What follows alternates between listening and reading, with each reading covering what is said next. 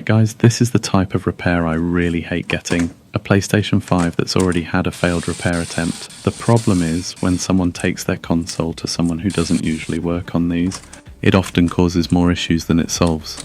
Instead of just one fault, I'm now dealing with multiple problems, missing screws, damaged connectors, and even tampered parts. In this video, I'll walk you through exactly what kind of damage can happen, and I'll do my best to bring this PS5 back to life.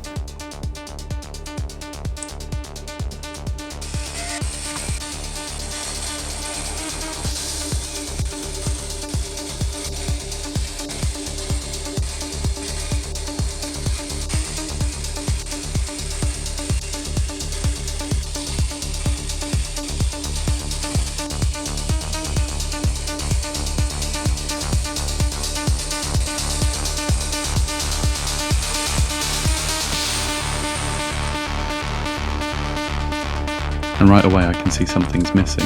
The front USB cable has gone for a walk.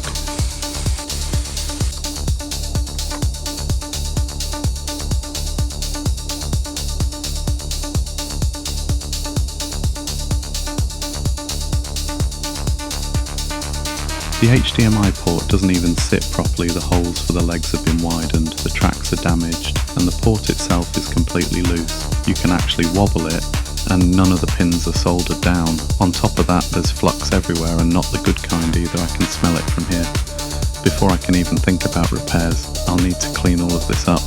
I like to use a soft toothbrush and some isopropyl alcohol since it gets into all the tight spots without causing more damage.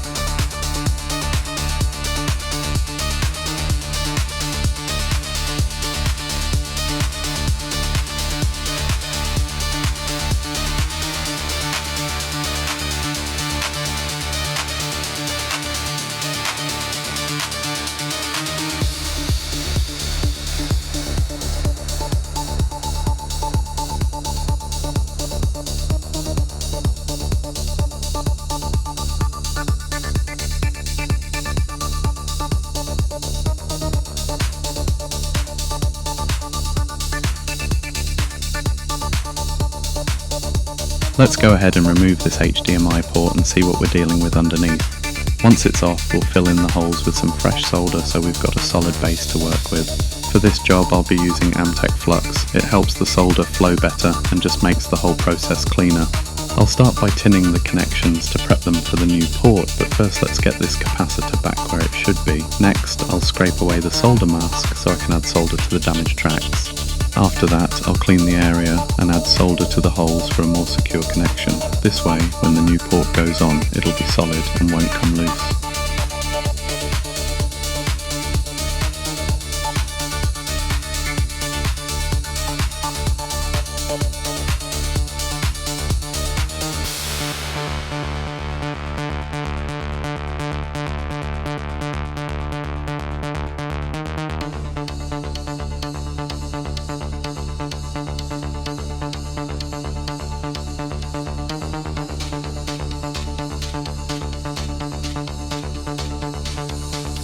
Now it's time to use the rework machine. I'll also tin the new port, both the pins and the legs, just to make sure everything connects properly.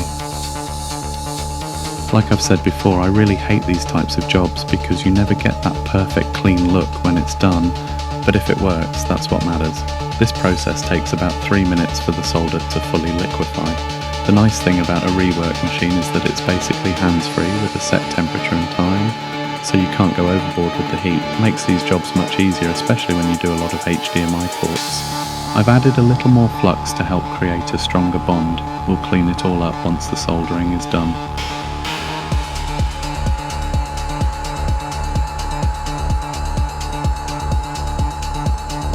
Now that the port is soldered and secure, I'll clean off the extra flux and focus on rewiring the damaged tracks. For this, I'm using copper trace wire and it's perfect for fixing this kind of damage.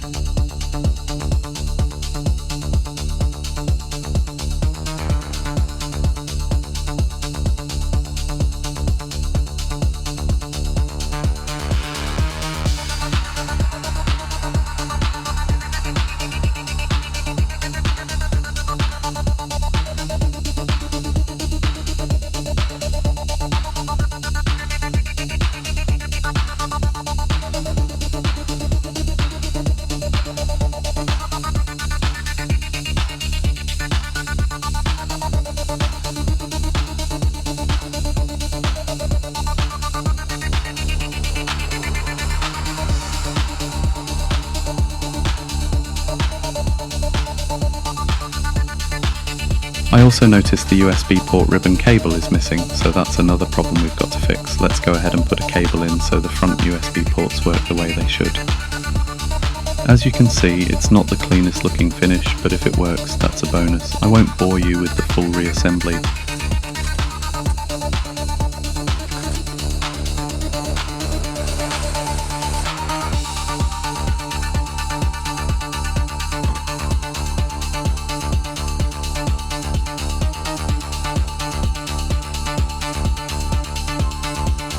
So we've got a signal that's a good sign.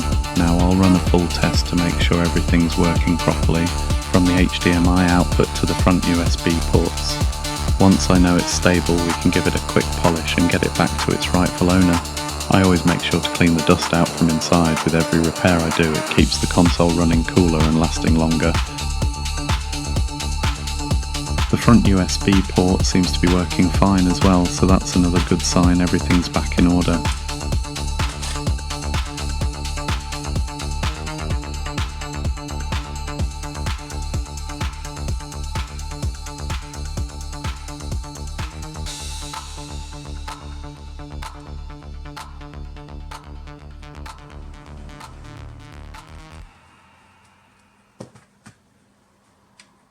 Great, everything's working, so let's give it a quick polish and call this one done. Thanks for watching, and don't forget to like and subscribe if you found this helpful.